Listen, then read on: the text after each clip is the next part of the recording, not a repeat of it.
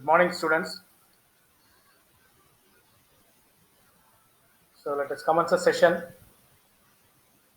So still now in this unit that we have discussed about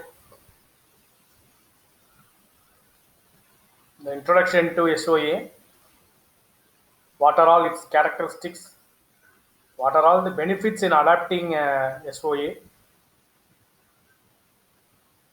and what are all the merits and demerits when we are going to compare our SOA with object oriented architecture and resource oriented architecture. These are all the things that we have come across still these sessions, and we have given a orientation on the types of services used by the major brand players.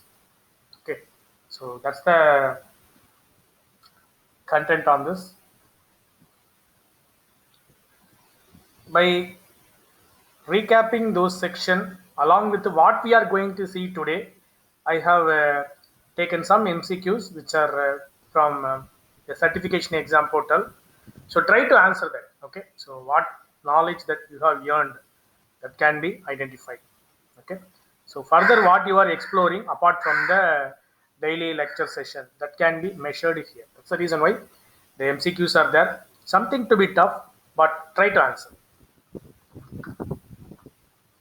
Here you have first MCQ. Which of the following statements does not make sense? Intrinsic interoperability. Intrinsic interoperability. Interoperability means already I have conveyed the usage of one type of service in another type. You have wrote a function in VB.NET. I am using that function in C#.NET. Without rewriting, I am simply reusing. That's what interoperability, right? So what would be the option? Best option. Post it in the chat. Option A is talking about quantity of integration. Option B is talking about data exchange. Option C is talking about enabling repeated services. Option D is talking about this could be the ultimate goal of SOA. Likewise, they have conveyed. So what would be the answer? A, B, C, or D? I'm expecting your options in the chat. Even I have explained what are all options also. So need your options in chat. Please post it in the chat. I don't find any answers on the chat. So I'll show you the question again. Please post your answers in the chat. So these types of questions only that you could able to expect in the forthcoming weekly test. So try to answer for this. Which of the following statements does not make sense? Right? Question itself does not make sense. Answers. 117 students are there. No one is ready to respond for this. Yes, Karthik had given answer B. Ultimately, option is A. Okay, does not make sense. It helps increase the quantity of integration projects that may be required to accommodate new business requirements, thereby fostering agility. Right? Fostering agility means, see, ultimately the entire environment is the entire industry is working on the base of agile model only. Okay, so that cannot be fostered here. Right? That's the point that made it to an odd man out here. Rest of the things are that you can. Okay, so data exchange could be more easier. Repeatedly used contents are being enabled as services, right? So ultimately, intrinsic interoperability is the goal of SOA, right? All these 3 points are valid actually. Question number 2.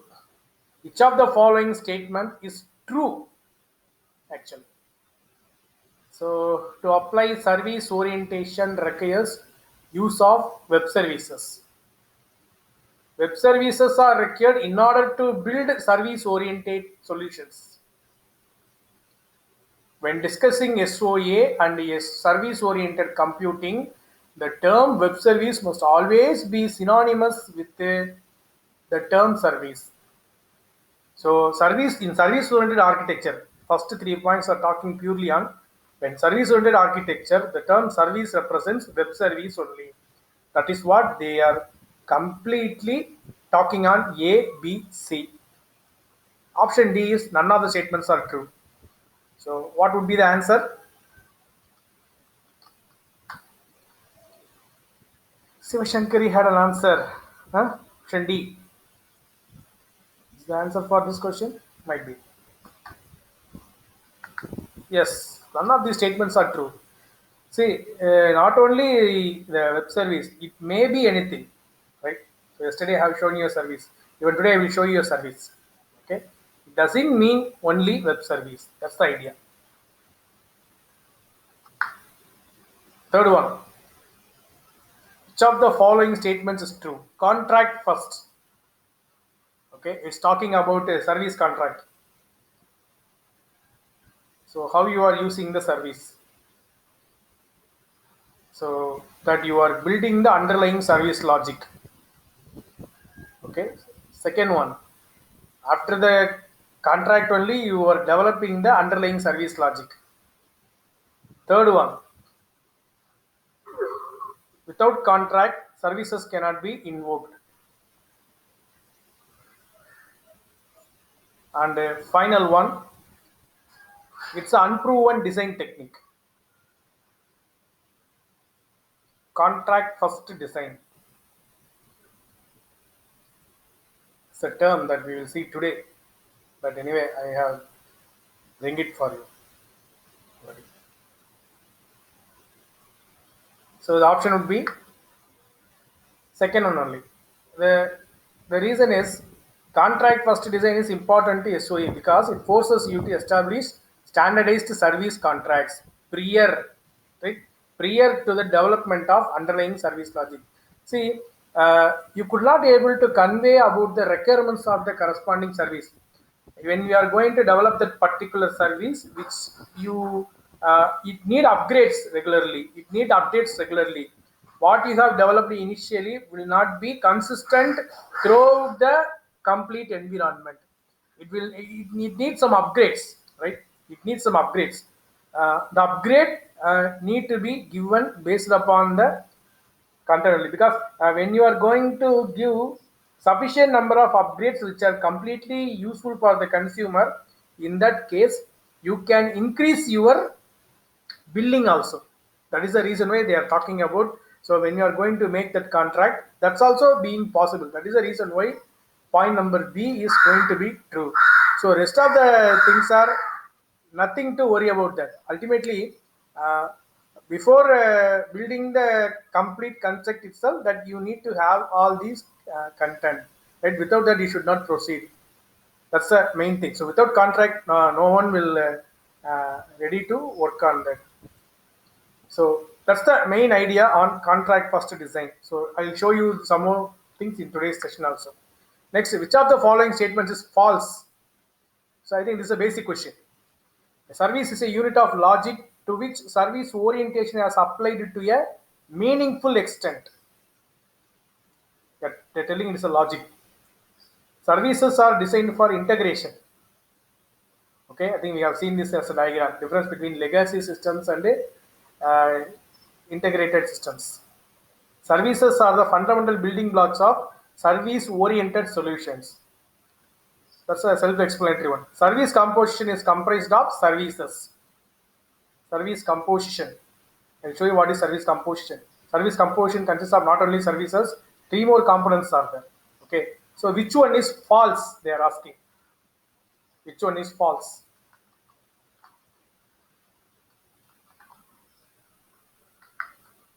Very good. So we are designed to increase the need for integration. That is the reason why we are transformed from legacy systems to SOA based systems. That is the ultimate thing. That is the only one which is being transformed over on that. Okay, that's the thing made it to be false. Okay, it's not only for that. Even I can go for cross enterprise SOA.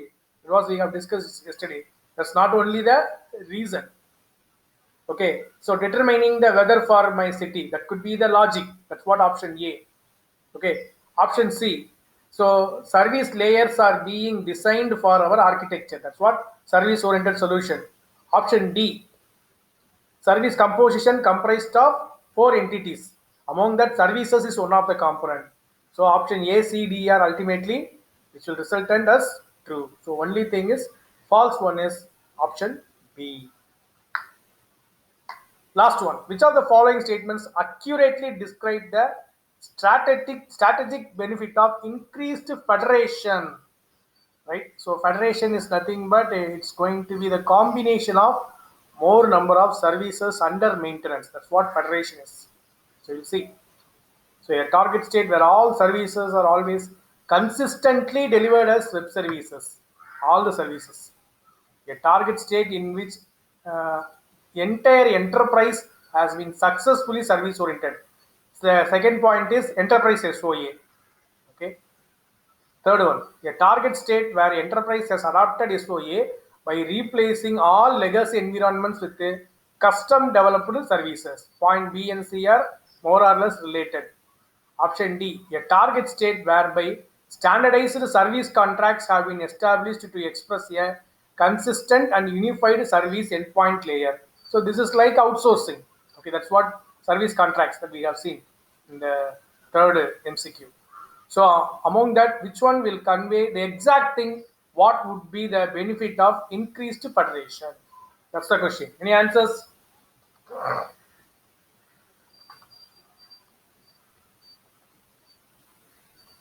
Something to talk, right? Last one only, ultimately. So what could be the purpose of increased federation? So they are ready to bring everything under one circle. That's what. Even for standardized service contracts, they ready to bring it over on the same loop. So commencing with today's session. Okay. Service architecture composition. What it consists of. Uh, People who are going to take up this work that you could able to understand these topics very clearly. If you want to design a cost-effective SOA model, these are all the layers or these are all the units that you need to concentrate. Okay, so you have to analyze the existing SOA model using these four parameters: services, messages, operations, and processes. These are all the four contents that you need to check with. So services means it is about logics, the processing logics. Messages means they are the protocols which are used to communicate between services. Okay, operations. So operations means that represents the job or work. Processes. So they are nothing but the group of services. That's what. So you could able to see in the service. I am only having credit card service related to credit card. What are all the operations are there? Okay, starting from how they are linked with their SB account. Whenever any amount is going below the minimum balance, what would be the credit card options will do? Whenever it is going to cross the maximum limit of a credit card, what is the message it need to send? So likewise related to that, complete processing logic for the credit card service will be available. When we go for processes, financial aid disbursement, so they have given a very big item. See, here we have talked only about credit card service. In the processes, I could able to convey another example where banking operations. That's all. Okay, one of the service from the banking operation is credit card service. That's it. Okay, so that's the difference between service and processes. So operations means that they are going to compute something over on the individual services. So that's what that operation is. So messages, that how they are going to communicate. So pertaining to this, we will be using SOAP, Simple Object Access Protocol, how they will communicate with each other between the services. Using the protocol, so they will communicate. Okay. So we will see in very detail when we are going to work with the SOA layers. Okay, so that will be more interesting to work on that. See, people who want to construct a cost-effective SOA model, you need to work either on operations or messages. So that is the right place that where you can decrease it, because services are completely logic only, time complexity only, that could be the factor that you could able to work with the services. Okay, so whatever that you are going to work with the service, that will reflect in processes. So it is enough to concentrate on service if you are going to work with the time complexity. Rest of these messages and operations are no are ready to work with the corresponding, what do you call, alpha and beta parameter for cost effectiveness. Okay, so operations will ready to give me the analytics of the corresponding work. Okay, so messages will ready to convey me the uh, chat messages, right? Chat messages between the services. So where you are going to reduce, where you are going to increase, and where you are going to create a tolerance factor. All those things will render you a cost effective SOA model. So please remember that. So in that way, if we are traveling, what are all the principles that SOA must have? That's the that's an interesting feature. It is like a checklist.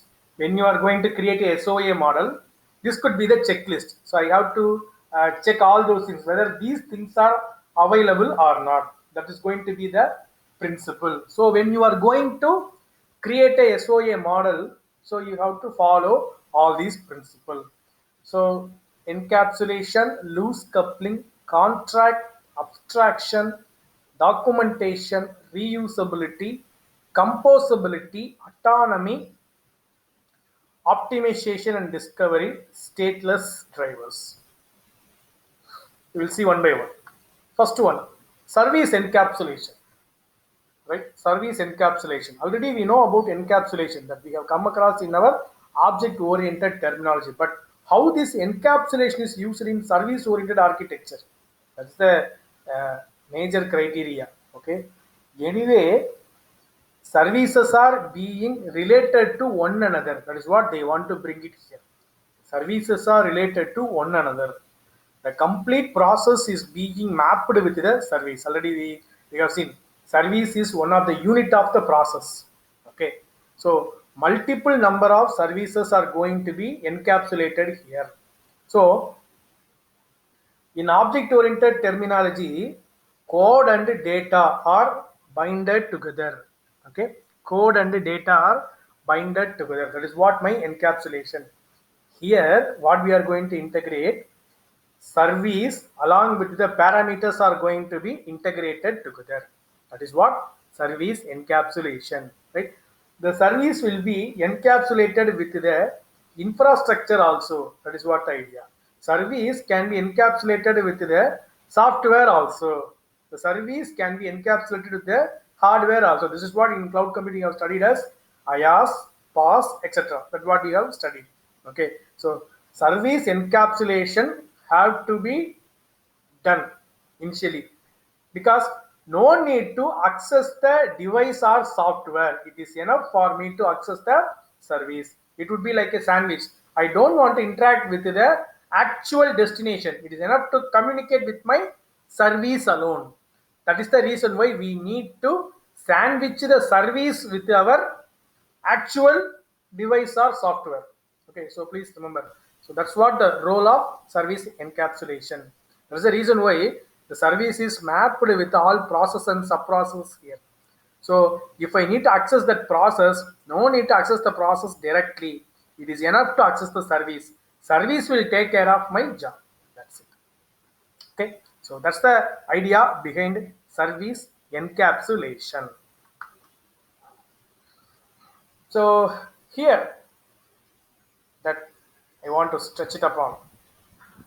It's an example, or I could able to say this could be the SOA for a mechanical engineering environment, okay, or a production environment that I could able to convey, right? So they have customized this SOA model for their production environment. Okay, so in the check that the main layer, portal layer, they are submitting through some application. They are submitting their job. In the task layer, they have different tasks. So they submit task, schedule task, execute task, monitor task, retrieve task results. So all those things are available. Actual service layer, they have the softwares. Okay, so different softwares, CAD, CAM, CAE, CAP, PDM, DFE, all are related to design-based softwares pertaining to the mechanical engineering. Okay, so service encapsulation, what we are going to provide here. See that the service encapsulation of the corresponding content. See, actual devices are available in the resource layer. You could be able to check. Actual devices are available in the resource layer. Service layer is ready to provide the interface alone. But who is going to map between them? The encapsulator layer only is going to map between the actual environment. Actual environments are available in resources, actual resources only, right? Instead of the task is ready to access the actual service, encapsulated layer will provide everything. That is what they have given here. You would able to see code templates. So no need to you drive for your environment. Just you copy and paste your necessary code within the template. That's it. It make it to work with configuration templates. To automate anything, no need to write a fresh .ini file or .config file. Everything will be available. Just copy your code context in the configuration file. CLI templates. Okay, so common language or command line interface or common language runtime interface. Both are applicable here. Okay, for that also it is enough to call the configuration files. They will take care of everything. How to use the service, right? So they have given a normally I think you could able to see in Android Studio they will be giving you a first app program to run. They will give you the template program to run for you, likewise only software service samples, the complete bundle that they will be giving over on that. Automatic encapsulation tool. Okay, automatic encapsulation tool. See here they have listed 5 different services. All these 5 different services are available under this tool, automatic encapsulation tool. So whenever the resources are going to be used, these people will come in front on behalf of the service. That should be understood by the service encapsulation operator from the application layer itself, because they will exhibit what are all the things that a user need to do. Okay, they will exhibit what are all the things that user need to do, but they will hide what are all the things that resource is doing. That is what the actual encapsulation will happen here. So that is the idea. This is the case study to understand our service encapsulation. Okay, service encapsulation. Next one, loose coupling. Okay, loose coupling. That's what a seamless integration is possible only when we are going to achieve the loose coupling. Okay, so I don't want to form tight dependencies, right? So whenever I need, I will pay and use it. That's what idea. I want to minimize dependencies on my underlying implementation environment, right? So I don't use something regularly, right? So when I will use my GPay, whenever I need a content to be transferred, whenever I need money to be transferred. So what are all the dependencies for that? Dependency is I will link a bank account with that, right? Uh, Whether it would be linked with that GPay always on time. If we are a business person, okay, we will be doing number of transactions daily. But we are doing 7 days. We are using the transaction GPay for 7 days once or 10 days once or only in the month beginning. In that case, it is not necessary to link our account with them always. Just you unplug it whenever you need. Just by a method of OTP, you could able to link with it. That's it. Okay, so such type of contents, they have even flexibility, right? That's what this coupling is talking about. So service contracts impose low consumer coupling requirements, right, and are themselves decoupled from their surrounding environment. We are not decoupling. That is the reason why more number of security threats are happening for our mobile environment, right? So consumer programs that call me should not need to form tight dependencies. So we are going to create in such a way that, so here onwards, if you need anything that you are going to access, use, release. That's all. Before that, I could able to use the term request, access, use, release. In between that, you can incorporate pay.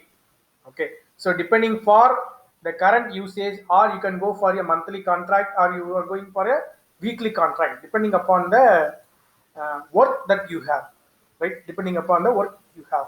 That's what the main thing. So whenever we are going to talk about loose coupling, please remember these three parameters are very, very important. The contract with the service, how service was implemented, and how about the usage of service by customers. These 3 points will tell what is the role of loose coupling principle pertaining to the SOA model that you are adapting, right? So you can check this loose coupling for our Google apps completely, G Suite. Okay, check with the G Suite how this loose coupling you can take as a case study, and you could able to discuss and elaborate on this G Suite. So standardized service contract. Okay, standardized service contract. Nothing but this is what I need. This is what I am going to provide. These both source and destination need to be mapped together. They should not violate anything on that. I don't want to give anything excess. I don't want to give anything less. Right. So the requirements will be stated very clearly, and it must be used. So that's what. So services within the same delivery, same service inventory are in compliance with the same contract design standards. See, if we have a pool of services, all the services must be performed in a proper way. All the services must yield in the proper way. They should not differ from one service to another service. That's what they are ready to talk about that. When I'm going to execute a standardized service contract, ultimately all the services must be available in a best fashion. For example, I have currently now by this pandemic, most of the mobile service providers have started providing their premium plans. So in that, for example, Airtel is ready to provide their free Wi-Fi router for our home. So I could able to access my DTH. I could able to access my lab. I could able to. I could have some postpaid mobile connections, etc., etc. Likewise, they are giving 5 different services used under one plan, and they are giving this much amount of data. That's also being possible. So I'm going to give only one bill. I could along with that I could able to have three or four number of postpaid consumers. Along with that, I could able to provide a complete bill of 1,500 per month. In that, 5 different services are available. For this billing, all these 5 different services must work in the same standard. That is what standardized service contracts. After I am signing, I am ready to access, and I have paid my first month bill. The second month bill onwards, if I'm going to get my postpaid is not properly working, or my DTH is not properly working, or whenever the data is crossing 600 GB, the service provided by the Airtel is not good. So likewise, I could able to complain, right? To avoid that only, whenever we are going to provide set of services, the individual service available in the set must behave properly. Likewise, all the services available in the set. That is what the term standardized service contract, right? So in that, the research challenges that what we can focus here is mainly policy, right? So I think a lot of issues are there in our TRAI itself regarding policy when we are coming for mobile environment. Data representation, right? So now only data is being available to us on our own way. If you check your thanks app, you could be able to find out how much you have consumed, how much. So initially we don't have such type of service, right? You have to send some star, some code hash. If you send that, it will tell you how much balance of data that you have. But nowadays on a GUI environment, it's very easy for us to see how the usage of data is. Functional expression. Okay, so I could able to mention my requirement in the proper way, right? For that, you can supply some template. That's what they are ready to convey. So these are all the 3 points where you could able to concentrate to increase the cost-effective model of my SOA, right? This could be the very much important point that you need to note it down. These three areas will be the thrust for SOA, cost effective model generation. Abstraction, right? So only you show me the output, that's it. I don't want what is happening behind me, right? That's what service contracts only contain essential information and information about what services is limited to what is published in service contracts, right? So if you take the yellow pages of the corresponding entry, it will give me the name, residential address or office address, the corresponding name, that's all. Apart from that, we don't have any other information. Likewise only, it would be the complete abstraction. No need to provide complete or entire thing. For example, you are having a weather service. Weather service will ready to give me. If I'm going to enter my city name, or nowadays we are having the location, location discovery. Okay, location discovery. If I'm going to click on the location discovery by using the location discovery service, it will find out my current location. For the current location, what is the weather? So these two services will communicate each other and they will give me that. So Poonamalli current temperature is 37 degrees centigrade. That's all. Both the services will ready to work on a single environment. But I don't know how it is detected my current location. I don't know how the service have determined the temperature. I don't know how they have communicated with each other to present the information in the single shell, right? So everything must be abstract. So that's what the term abstraction is talking about, right? And one more thing, uh, the role of loose coupling will influence this abstraction. That's the idea. Okay, the role of loose coupling will influence this abstraction. How it will influence means, assume that whenever I need, I will plug and play. Okay, in that case, I am ready to work with the input and output parameters only. I will not concentrate on logic. Okay, I will use payment gateway when I am going to do any commercial transaction only. I will not intrude and find out how good this payment gateway is. That is the reason why in IRCTC during the period of 2018, you could able to see they will list out success rate on this particular payment gateway. They will mention, so you could able to choose, because they will supply number of options. Which option that you need to choose, that must be given over there, right? So you can choose it at runtime. That's the term of influencing the abstraction by loose coupling. That's the idea. Because we don't know what is happening behind that. But anyway, user is instructed to, or consumer is instructed to use that service.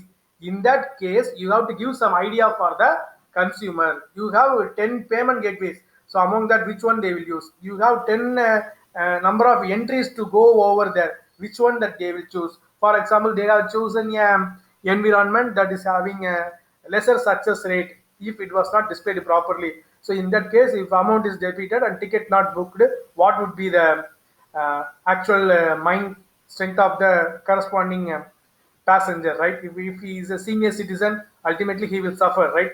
He'll be running with a very less amount of money by his pension or his aged income. So how he will think of that? So consumer, taking care of consumer is very, very important. That is the reason why this loosely coupling and abstraction are related to each other in the place where you are going to exhibit your services composition. Okay, so that is the idea that here we want to talk about.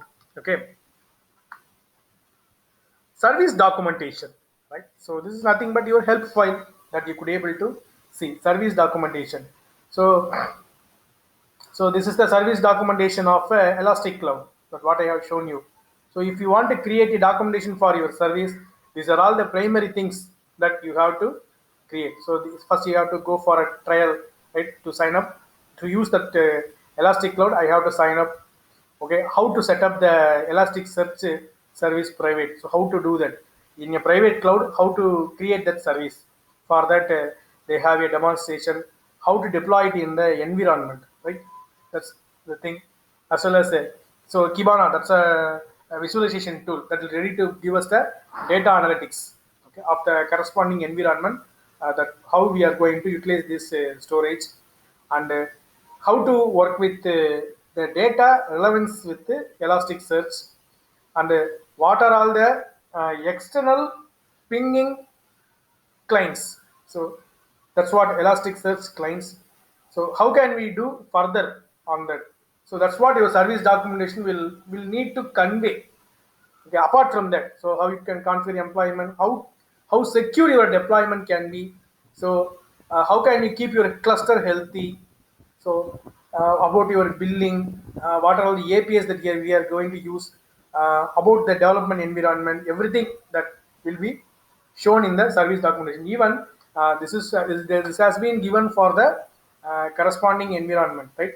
So here you could be able to check it. I'll show you uh, a service documentation for another branded player.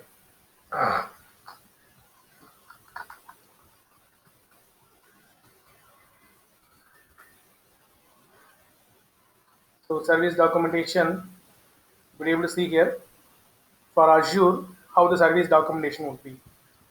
So I have shown you for Elastic Cloud in the presentation. So here you could be able to see the service documentation. This is the way to create the service documentation, right? So it need to talk about the overview of the corresponding your service. What are all the app service, right? What are the hosting options? So even you have to give the service updates. Okay. So what are all the development environment is ready to support? You could be able to see in the get started. Okay.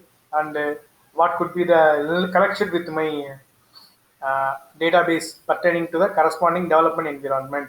So how to upload my code to the corresponding any transaction between a social networking site, right? For example, JIT. From that, how could I able to import my code into this Azure app? Okay, so for that, everything could be available over the content. Even how to run a doc, okay, run a customized window container, nothing but the Docker. How to run a doc. So not only that, so they have given not only the Word documents, right, or PDF documents they are going to supply. They are going to supply some videos also, right? You could be able to create along with some tutorials. Okay, so what are all the external linking interfaces? That is also you could be able to provide. So how could I able to access even from command line, right? From DAS from how could I able to access? So command line interface that being provided over there. So everything could be available in a nutshell. That's what my service documentation, even for developers or for the consumers. Yeah, for both of them, that must be a place to understand and use the service. This is the way service documentation must be there. So this is an example from Azure. The PPT I have shown you from Amazon, that is EC2, right?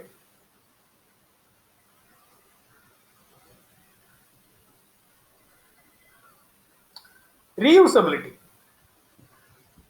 Okay, reusability. So the logic that what you have created today can be reused for if same type of requirements are going to come, no need to develop again, just you could be able to reuse it. So that's the thing. I could be able to create reservation. That reservation logic can be customized for different environments. Train reservation, bus reservation, airline reservation, only some of the fields need to be customized. Okay, so pertaining to the development environment, that's what they are ready to talk about. And they are using a term agnostic functional context. That's what, if the requirements are going to be changed in a little bit, no need to worry about that. So if the logic is generic, or what is the logic is generic, uh, book the ticket, block the seat. That's common. Second case, debit the amount from customer and credit into the vendor. That's all. Okay, debit the amount from the customer's bank account and credit into the vendor's bank account. This is common wherever. When the customer is going to cancel the ticket, debit the debit the portion of the amount. You have a logic over there. Some portion, some percentage of the amount from the you have to leave from the principal amount, and the remaining amount need to be credited towards the customer's account. So these logics are generic only. So depending upon the uh, customized environment, you could able to use it. That's the property reusability. We'll talk more on that. Okay, so that's the thing. Composability. Okay, so it will allow my capabilities to be repeatedly combined with those of other services. That's what the term I could able to use here is integration. When one service is going to integrate it, that's what I have conveyed at the beginning. How these two services are being integrated. So service to detect my location, service to find out the temperature in the location. So how these two people are mingle with each other. Okay, so that property of connectivity between these two services must be very flexible.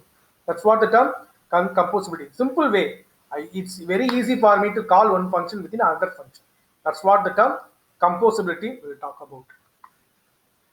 Okay, autonomy, right? So give me independence from my surroundings, but whenever you need, I will come and integrate and work with that. That is the term autonomy is not only standalone. Whenever that you need to be called to mingle with others, I am ready to mingle and supply my complete productivity. That is also possible, right? So most probably all the services will be isolated only, but whenever the requirements are being raised, they will combine and work. So that could be the basic idea that autonomy will bring it out, right? The primary benefits is reliability will be the main idea, right? And as well as services could not be able to mutually check each other, right? Soon, I think within 2 years we may have some intelligent services will ready to emerge by the emergence of machine learning and deep learning. The services itself will be intelligent. Whether I could able to combine with this service and work or not. Likewise, it started to think. Services will started to think. Normally, services will do repeated jobs. Right now, even for doing the job, they will start to think whether it must be good or I may get exception at some time when I'm going to work with this particular service repeatedly. So such type of behavioral predictability also uh, could influence with my future intelligent services. Okay, so that's the thing that I want to convey on autonomy, right? Services are completely discoverable, right? Existing services will be available in UDDA that we will see in chapter 4. So when new services are going to be launched, it must be published via our uh, WSTL through UDDA only. So in that case, new services and existing services can be visible in the separate environment only. So discovering so those services that would not be a tough job, right? See, nowadays mobiles are discovering services in easier fashion because mobile service providers are enhancing the utility of the device. That's the main reason. So discovering services nowadays is not a tough task, right? That could be the point that we need to talk about that, right? Statelessness, that is the term plug and play. Whenever you need, they will plug and play. You cannot able to predict that what they will be doing for the subsequent input, right? You could not be able to do that. That's what idea. The main reason for statelessness is when the future of scalability is going to come, when I'm going to increase my parameter environment, on the case, statelessness is the only solution for us. Okay, so that's the idea of statelessness. Okay, so it's a time for discussion. If you have any doubts, so you can post in the chat.